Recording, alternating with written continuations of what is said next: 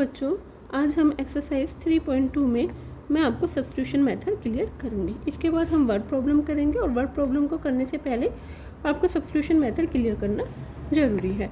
देखो बेटा, substitution method क्या है कि s minus T equal to 3, s/3 plus t/2 equal to 6। एक इक्वेशन देखो, सेकंड इक्वेशन बेटा, इसमें एक पार्ट अगर आप ध्यान से कर लोगे तो सारे पार्ट्स आप खुद भी कर सकते हो। देखो हम क्या करते हैं कि किसी भी इक्वेशन से एक वेरिएबल की वैल्यू निकालते हैं और दूसरे में हम पुट करते हैं। तो from equation first s equal to 3 plus T, अब हम सेकंड इक्वेशन में रख देंगे। तो पुटिंग द वैल्यू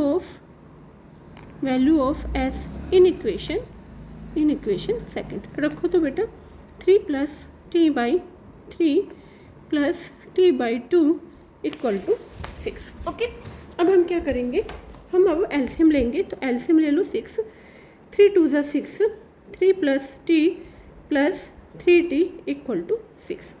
इधर आपका 2, 3 प्लस t ये इधर डिवाइड में है, इधर किस में जाएगा, मल्टीप्लाई में। अगर बेटा मेरी वीडियो पसंद आए तो लाइक करो, कमेंट करो और चैनल को सब्सक्राइब करो।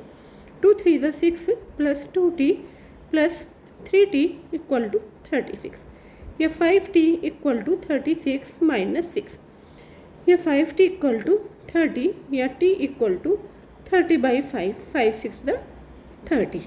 अब हम क्या करेंगे, हमने t की वैल्यू निकाल ली, हम t की वैल्यू को इस इक्वेशन में पुट कर देंगे।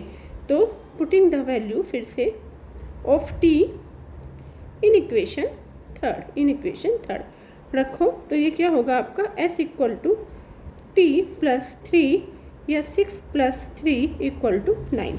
तो इधर आपकी वैल्यू क्या हो गई, t इक्वल टू 6 और s इक्वल टू आपका क्या हो गया, 9। यही आपको वैल्यू फाइंड आउट करनी थी। आई होप सबको समझ में आया होगा। देखो बेटा नेक्स्ट क्वेश्चन, और देखो नेक्स्ट क्वेश्चन है आपका 3x minus y equal to 3, 9x minus 3y equal to 9। Substitution method कर रहे हैं हम।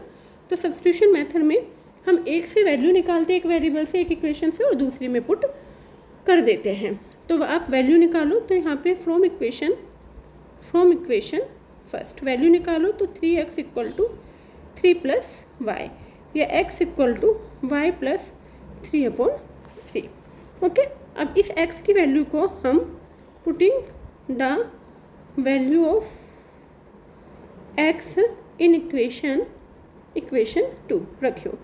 तो 9 into y plus 3/3 minus 3y equal to 9, 3 3 ज़ा 9, 3 के अंदर मल्टीप्लाई है तो 3y plus 9 minus 3y equal to 9। इससे ये कैंसिल हो गया, ये भी कैंसिल हो गया।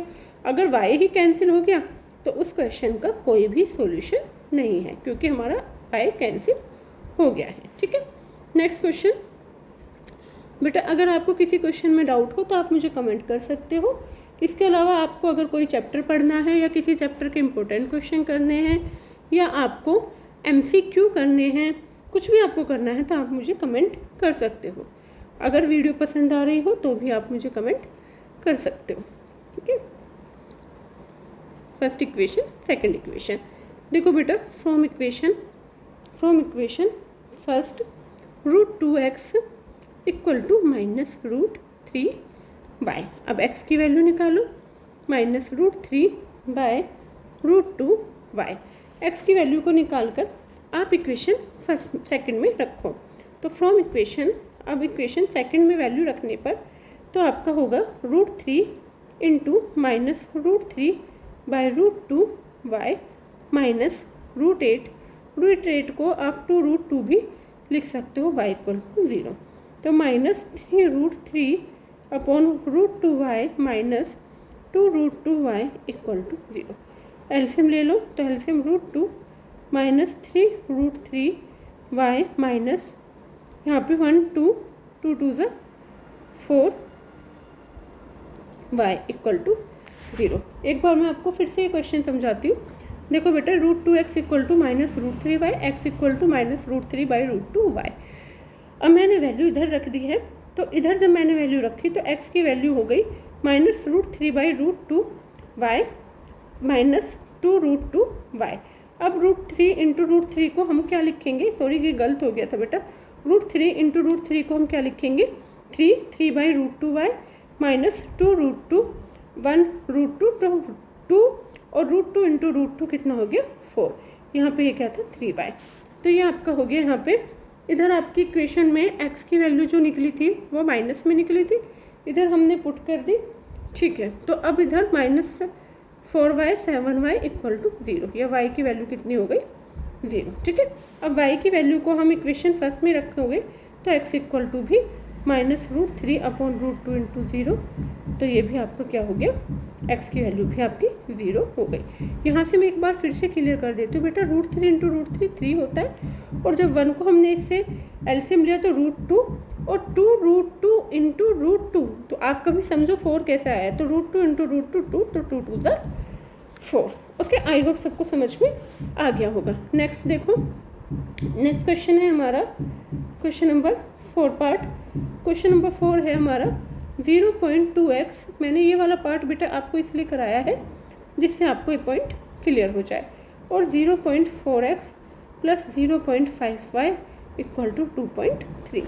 देखो बेटा, इधर आपका पॉइंट है तो पॉइंट 1 डिजिट बाद है, तो 1 डिजिट बाद अगर पॉइंट है तो आपस में लेफ्ट हैंड साइड वाला पॉइंट राइट हैंड साइड को काट देता है। इधर हम लिख सकते हैं 4x प्लस 5y = 23, ठीक है।